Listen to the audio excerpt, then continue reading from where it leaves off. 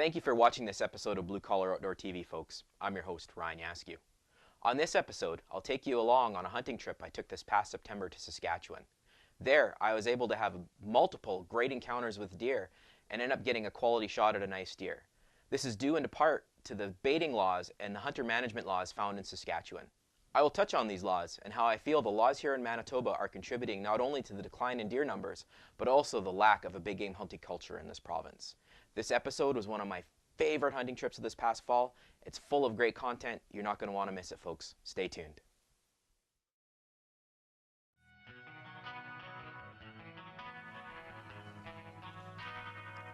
I've grown up hunting and fishing. The outdoor lifestyle is ingrained in my soul. It's who I am. As time's gone on, it seems that mainstream outdoor media has become more about the sponsorship and the egos of those who host the shows, and less about the adventures. Over time, I, like many others, became quite cynical towards outdoor media because of this, and simply stopped watching. In 2006, I began hunting and fishing in front of the camera, documenting mine and others' adventures in the outdoors. The idea was to share the adventure, the highs and the lows with the viewer. No advertising, no product hype, just simply blue-collar outdoorsmen enjoying the great outdoors. This is Blue Collar Outdoor TV.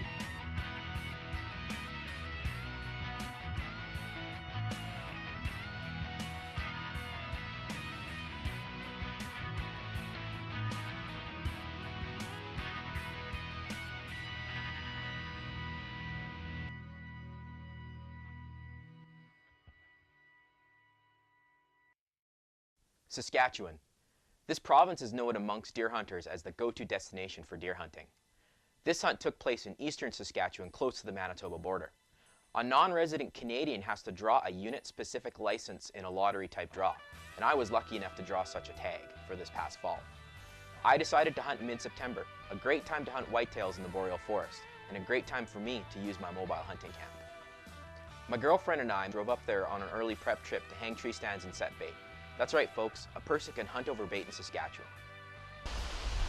Well, folks, September 11th today, up here in Unit 57 in eastern Saskatchewan. Getting everything ready for my hunt next week. I've allotted 2 weeks to hunt wilderness whitetails and black bears up here. In Saskatchewan, you're allowed to bait deer. So I have my oats, my come here deer, and my alfalfa bales. We're gonna walk about a mile back in the bush here. I got a tree that's picked out. There's an old mineral lick there that was established years ago that I found back in there that no one hunts anymore. And there's a lot of deer in this area. I came up here last October and had a really good hunt. You have to excuse the mosquito swatting. So we're gonna get walking here. We got a bit of a walk. Gonna use my trusty cart here. Get everything back in the bush. No quad, no tracks, no sign that I'm in here. Let's get going.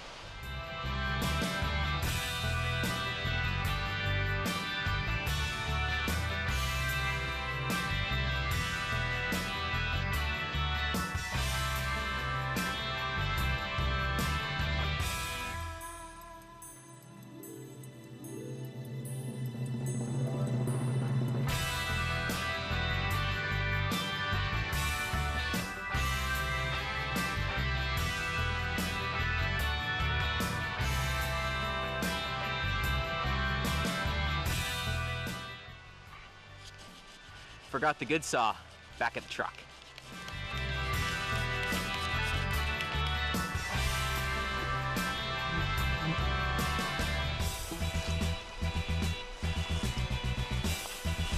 There are many advantages to using bait, and I'll touch on this later. I then returned to the area September 15th, set up camp, and got ready for a great hunt. The morning of September 16th broke clear and cool, ideal conditions to hunt whitetails.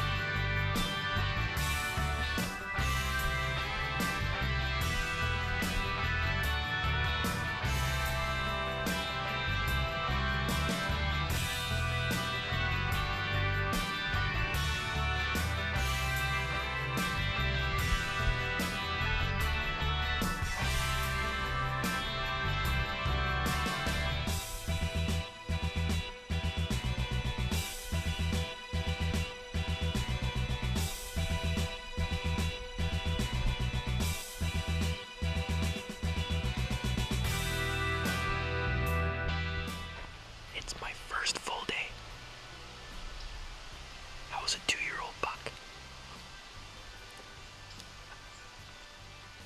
Don't get me wrong, I love, chasing big, mature whitetails. But I also really like putting tasty September deer in the freezer. He was in full velvet, and I was god-awful tempted.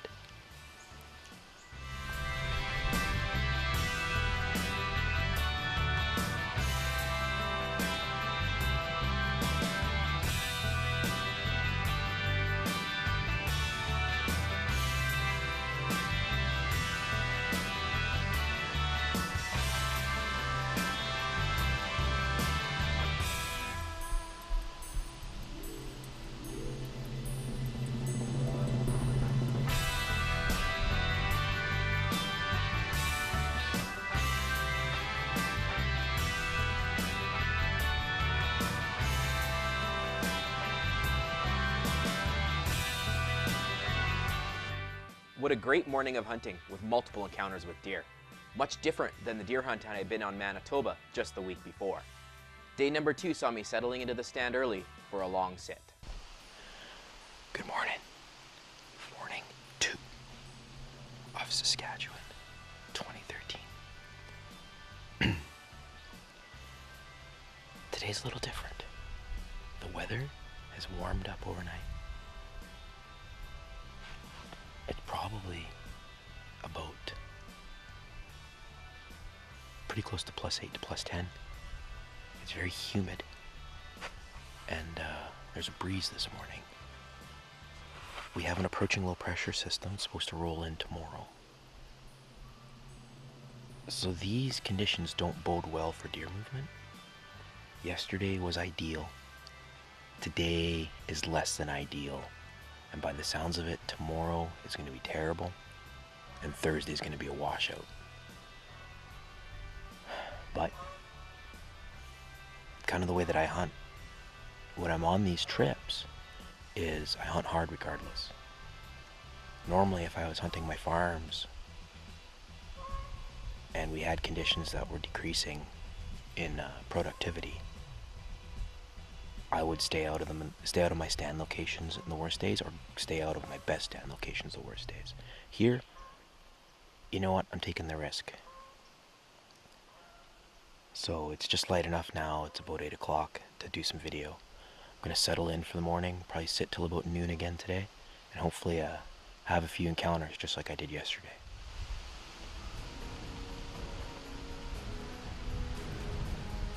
There's a big buck right there, sure.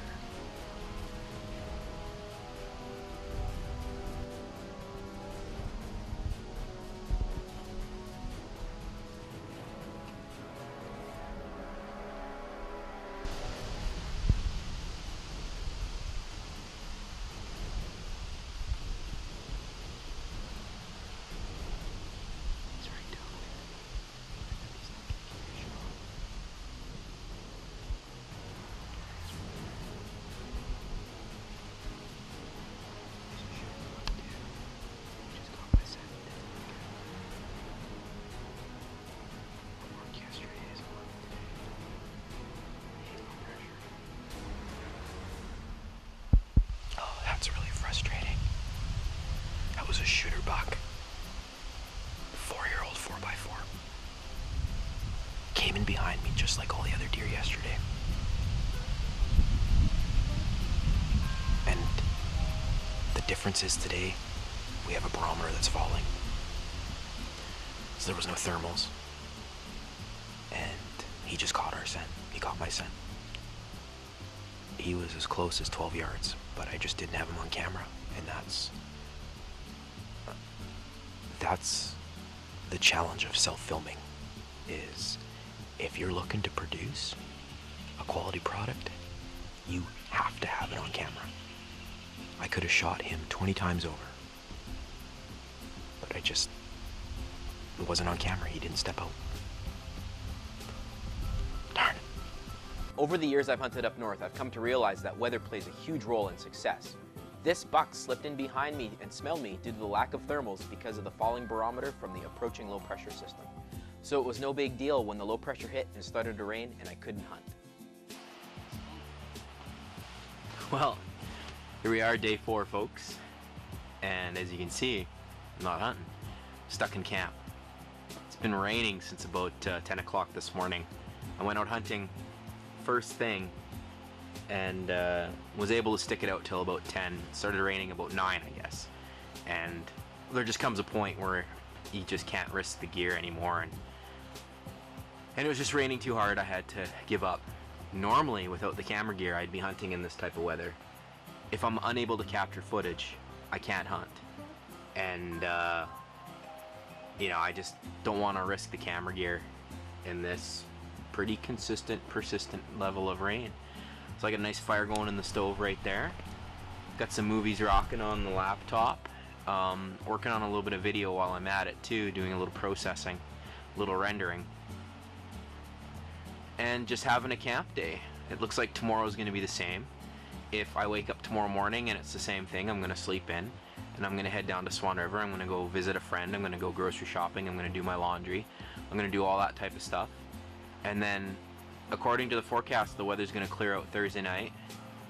And we are going to have a boomer of a morning Friday morning. I predict if something's going to happen, it will happen Friday morning according to the forecast.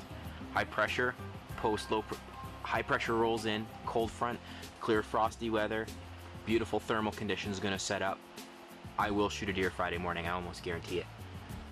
So the low cleared out Friday morning and the conditions were set for a great hunt. I expected a mega move that morning and wasn't disappointed.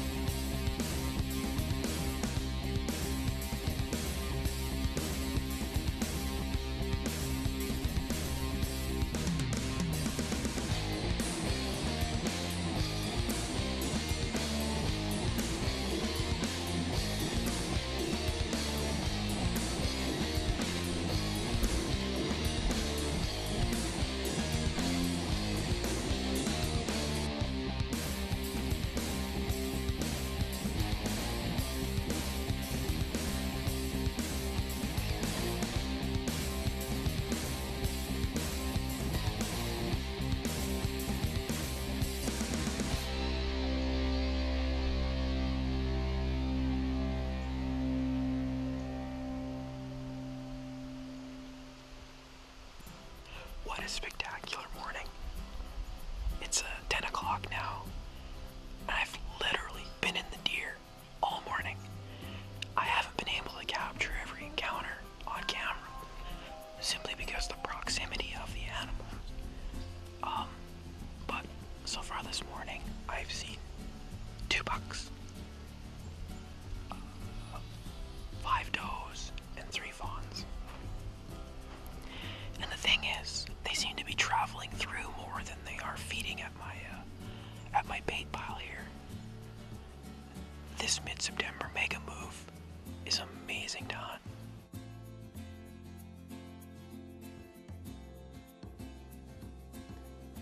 Nothing brings up more emotion or opinions in the hunting world like the topic of baiting. The actual act of baiting is simple to explain. A person places food in a specific location to attract animals. This is usually grain, hay, or minerals for deer, elk, and moose, or some type of good-smelling food for bears such as pastries or canola oil. Baiting of bears is legal in Manitoba, but baiting of deer, elk, and moose is not. Manitoba Conservation's rationale behind this law is the concern over disease such as bovine tuberculosis and chronic wasting disease that's found within or potentially found within the deer and elk herds. Bovine tuberculosis is a bacterial disease of the respiratory system that can affect all creatures with lungs. It is found in Manitoba in the municipalities of Rossburn and Grandview and within the parts of the Riding Mountain that lie between. Scientists have determined that bovine TB spreads through deer and elk at common feeding grounds. The deer and elk may carry tuberculosis and often feed in with cattle yards, thus spreading TB to cattle, and this is the problem. Chronic wasting disease is the disease of the nervous system that occurs in deer, elk, and moose, but no other animals. Chronic wasting disease hasn't been detected in Manitoba, but has been found in Saskatchewan and Alberta here in Canada and in North Dakota in the States. Not much is fully understood about chronic wasting disease. The theory is that chronic wasting disease is caused by a rogue protein called a prion that is spread in body fluids. This prion is then ingested into a healthy animal, Then the prion develops in the central nervous system over time and then spreads to the peripheral nervous system. This prion then converts normal protein tissue into abnormal protein tissue, and then the animal in essence wastes away. So as you can see, there is a legitimate reason to be concerned when it comes to baiting. But the reality is deer and elk are social animals and will almost always find common feeding areas. I'm sure you've all seen it. Dozens of deer in a line walking to a food source and then congregating with other deer there. Things such as bale and grain piles, granaries and elevators and feed mills are just a few examples. Deer will often even feed on bird feeders within residential areas within towns and cities. I must add that it isn't illegal to feed deer throughout the majority of Manitoba, just along the border with Saskatchewan, and this ban does nothing to stop the animals from feeding at agricultural sites in this zone. So the other argument that's used to justify the baiting laws here in Manitoba is the Department of Conservation shares the ideals that baiting is unethical. They've gone as far as to lump food plotting in with baiting. Well, what is a food plot? Well, it's the act of planting an agricultural crop for the reasons of feeding wildlife. Food plots are no different than the fields you drive by every day, and the same ones that deer and elk feed in every day. And in my opinion, are not the same as bait piles. I've researched deeply into the subject and have found absolutely no science-based literature that links food plots with any form of disease. I must also add that I asked Manitoba Conservation to provide me with the science that they used to base this policy off of and received no response. So in my opinion, the disease concern is absolutely invalid when it comes to food plots. This particular policy is based solely off the idealistic stance of those in Manitoba Conservation. So where am I going with all of this? Well, I find it hard to swallow that a government-run program that sportsmen pay into is creating a policy based off their ideals. And I'm not alone. A recent poll on a local hunting forum showed that a strong majority of hunters support baiting and food plotting in one form or another. Many of us made Manitoba Conservation aware of this poll and subsequently were told that the baiting laws would not change and weren't open for discussion. So I'll come full circle. My hunt in Saskatchewan was simply amazing. I had multiple encounters with deer every day. These encounters were high-quality opportunities, meaning there was a great chance for an ethical shot. Ethical shots and multiple high-quality encounters leads to a highly enriching experience that provides a positive feeling for those involved. These types of experiences lead to an enriched hunting culture. One only has to look west to Saskatchewan to see this. Outdoor media thrives. The hunting community supports not only each other, but the government-run programs as well. This is because of the sense of pride and ownership amongst the hunters of Saskatchewan, something that's lacking here in Manitoba. Then there's the argument that food plots and baiting will actually help keep the deer and elk spread out throughout their natural range, thus lowering the odds of interaction in common feeding areas that I outlined earlier. Then there's the case for wildlife management. Deer numbers in Saskatchewan dwarf those here in Manitoba. During my 6-day hunt here in Manitoba, I saw 4 deer, and in Saskatchewan I saw 36. I feel this is because people are allowed to take on the role as land and wildlife managers, thus leading to a healthier wildlife herd. I feel that if the baiting and food plot laws were loosened or dropped here in Manitoba, we'd then be able to do the same. We'd then be able to choose as individuals what type of experience we want based off of our own ideals, and wildlife would also be given the helping hand that they sorely need here to thrive into the future. So there you have it, folks, my case for choice. I don't think it's a stretch for the sportsmen of Manitoba and Manitoba Conservation to sit down and find middle ground. But both sides have to be willing to listen, and this simply hasn't been the case thus far. On day 6, I awoke to the same clear, calm conditions as the morning of day 5. My alarm went off, I crawled out of bed and started my morning routine. I better get that. Better get that propane lamp on.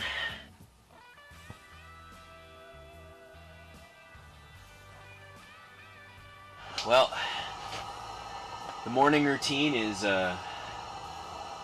get up, get my cup of tea on the stove, and get dressed and go hunting. September 21st, deer hunting's been really, really good. Excuse me, sorry folks. Just gotta get my tea on. Had an amazing day yesterday, but all throughout the night tonight, last night here, just prior to where I woke up, I could hear timber wolves howling, just back where I'm hunting there. I'm really hoping that they're not in there chasing the deer around. That's just one of the realities of hunting up north here. But anyway, it's really cold. It froze really hard. You can just feel it in here even. I have the stove stoked up pretty good now and starting to pound some heat out. And which always bodes well. That cool temperature, those heavy frost, always bodes well for a late morning movement.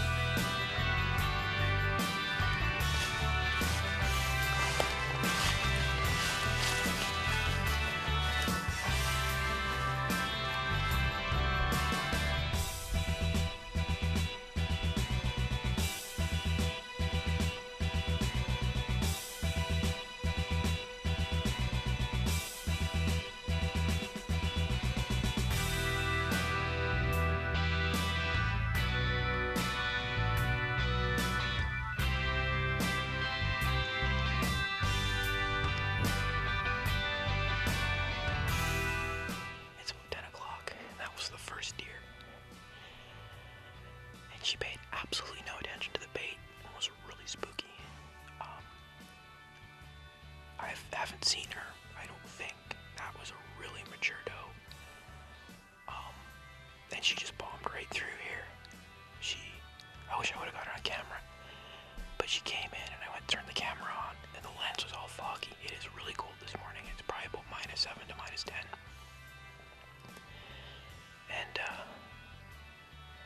she came walking into the opening here, and she saw the bait pile, and she just freaked out and like ran, and then stopped, evaluated, and then walked by, and she just moseyed on past.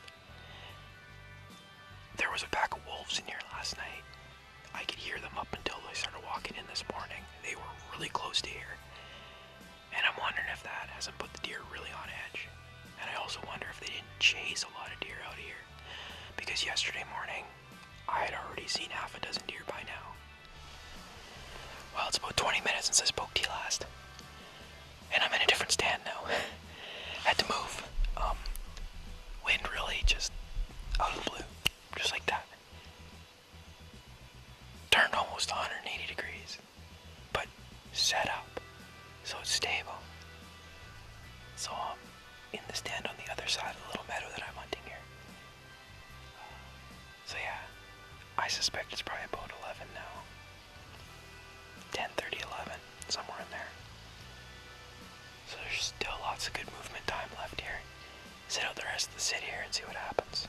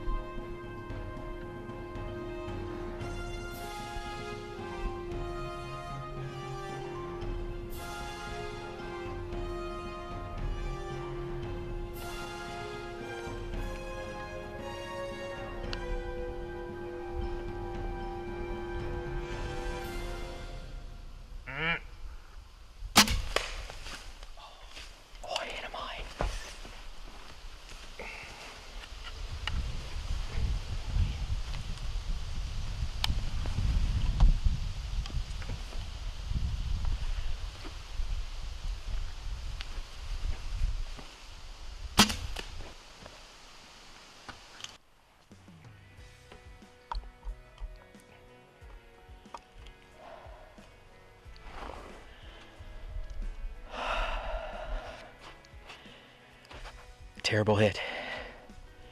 But there's zero tracking job. He's dead right here, 25 yards away. Oh, I've never done that. I've never spined a deer before. Well, here you go, folks. My first ever Saskatchewan whitetail. This has been a hunt that's been 4 years in the making. I started planning to come to Saskatchewan back in 2010 and just didn't make it happen. It just, for whatever reason, it couldn't happen. And then 2011, was just busy with other things, couldn't make it happen. And then came up here last year in the end of October and really just hit the moon phase wrong. The deer were here, they were just moving at night. Had some nice deer floating around. Just never got any quality shots at a shooter buck. Biggest buck that I saw would have been just a touch bigger than this one. I'm really proud and really happy with this deer. Like I said, ooh, there's a rose bush. I've been trying to get a Saskatchewan hunt for 4 years. Made it happen last year and didn't get a deer. And then made it happen this year. And the reason why people want to come to Saskatchewan to hunt whitetails is just their management philosophies are so different. They are so liberal with their hunter management laws. I'm allowed to bait. I have a bait pile right behind me here. Some deer were coming to it, some weren't. Some were just passing through. Not allowed to do that in Manitoba. In fact, if you are a farmer and you plant a crop for wildlife, supposedly the laws, as the laws stated, if they can prove your intent that you planted it to attract or hold deer, you could be charged for baiting. And those are backwards laws. So there you have it, folks. This hunt was amazing and one of my all-time favorites. Camping and hunting in September is a great experience and a great time to get outdoors. And hunting in Saskatchewan provided me the experience that I crave and yearn for. Hunting over bait may not be for everyone, but no one should be able to tell a person what type of experience they should be allowed to have. So until next time, folks, take care.